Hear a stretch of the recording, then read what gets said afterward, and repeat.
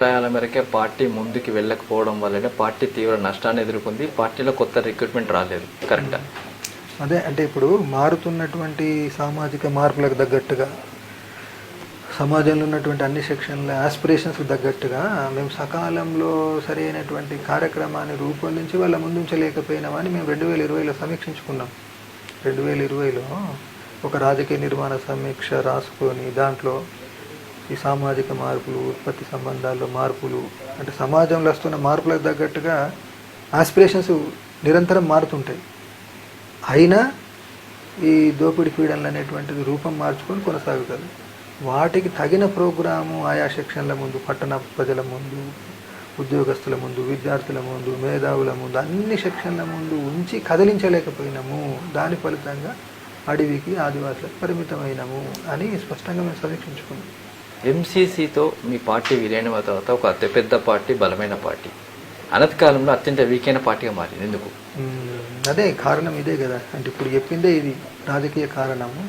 ప్రధానంగా ఉద్యమం ఎప్పుడైనా పురోగమించాలి అని అంటే రాజకీయంగా సకాలంలో సరైనటువంటి ఎత్తుగడలు, నిర్ణయాలు తీసుకొని దాన్ని సరిగ్గా ఆచరించాలి. ఎప్పుడైతే సరి అయినటువంటి సకాలంలో సరి అయిన రాజకీయ నిర్ణయాలు తీసుకొని దాన్ని సరిగ్గా ఆచరించినప్పుడు దానిలోనే ఉంటుంది పునాది. ఎంతకాలంలో అభివృద్ధి చెందినటువంటిదైనా కానీ ఇది సరిగ్గా సకాలంలో ఆచరించినప్పుడు పునాది దాంట్లోనే దెబ్బతినిపోవడానికి, వెనకడుగు వేయడానికి దాంట్లోనే పునాది ఉంటుంది. దాని ఫలితమే చర్చల ప్రక్రియ మీద ఒక పార్టీ అతిపెద్ద తప్పిదం అంటారు. నిజమేనా? చర్చలు మేము అంగీకరించినాం కదా, శాంతి చర్చలు చేస్తామని. మేమే మా వైపు నుండే ఇప్పుడు 2004లో వైఎస్ఆర్ గవర్నమెంట్ అప్పుడు ఉమ్మడి రాష్ట్రంలో జరిపిన చర్చలు అతిపెద్ద తప్పిదం అని అంటారు. ఎందుకంటే ఆ తర్వాత పార్టీ నష్టపోవడం, ఆ తర్వాత నల్లమల్లో మొత్తం పార్టీ వికెట్ కావడం, దానివల్ల పార్టీ తీర నష్టాన్ని ఎదుర్కొందని చెప్తారు. మా పార్టీ ఎప్పుడు 2004లో చేసిన చర్చలు తప్పిదామని సమీక్షించుకోలేదు. అది సరైందే. అయితే ప్రభుత్వము ఇచ్చిన హామీ కట్టుబడి దాన్ని కొనసాగించకుండా దాడి చేసింది అని అన్నాము తప్ప మేము ఆ నిర్ణయం తీసుకొని చర్చలకు వెళ్ళడం అనేటువంటి తప్పు అని అనుకోవడం లేదు. అంటే వస్తున్న ఆధునిక టెక్నాలజీకి అనుగుణంగా ఇప్పుడు పార్టీ తీవ్ర నష్టాన్ని ఎదుర్కొంది, తీవ్రంగా నష్టపోయిందని చెప్పవచ్చు. అదే అంటే ఆధునిక టెక్నాలజీ కూడా ఒక కారణమే. అంటే ఇప్పుడు దానికి సర్వేలెన్స్ బాగా పెరిగిపోయింది కదా. సర్వేలెన్స్ అంటే ఫోన్ల మీద సర్వేలెన్స్, ఇంటర్నెట్ యాక్టివిటీస్ మీద సర్వేలెన్స్, మరి ముఖ్యంగా సైనిక ఫార్మేషన్లలో మేము పనిచేస్తే డ్రోన్లు, సెటిలైట్లు అవి గుర్తించడంతో ఒక సైనిక ఫార్మేషన్లో, ఒక పెద్ద సైనిక ఫార్మేషన్ నుండి పనిచేయలేని స్థితి. దాని ఆధారంగా డ్రోన్లు, బాంబింగ్లు, షెల్లింగు, ఎన్సర్కిల్మెంట్ దాడులు, ఇవన్నీ అంటే టెక్నాలజీ కూడా ఒక కారణం. అంటే మెయిన్ అయితే రాజకీయ కారణం, తర్వాతనే సైనిక కారణం, ఆ సైనిక కారణంలో మూడోది టెక్నాలజీ కూడా కారణం అనేది. అట్లా ప్రజల కోసం మీరు పోరాటం చేసి ప్రజల నుంచి మీకు మద్దతు తెలియకుండా పోయింది కదా, ఎందుకు ఆ పరిస్థితి ఏర్పడింది?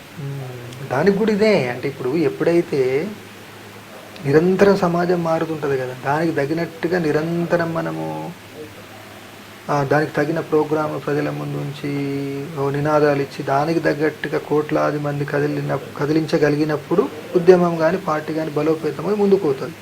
ఎప్పుడైతే ఈ పని చేయలేమో ఆటోమేటిక్గా వెనక్కి పోతుంది. దానికి తోడు ఎప్పటికప్పుడు నిరంతరం తెరిపిలేని నిర్బంధకాండ కొనసాగుతూ వచ్చింది కదా.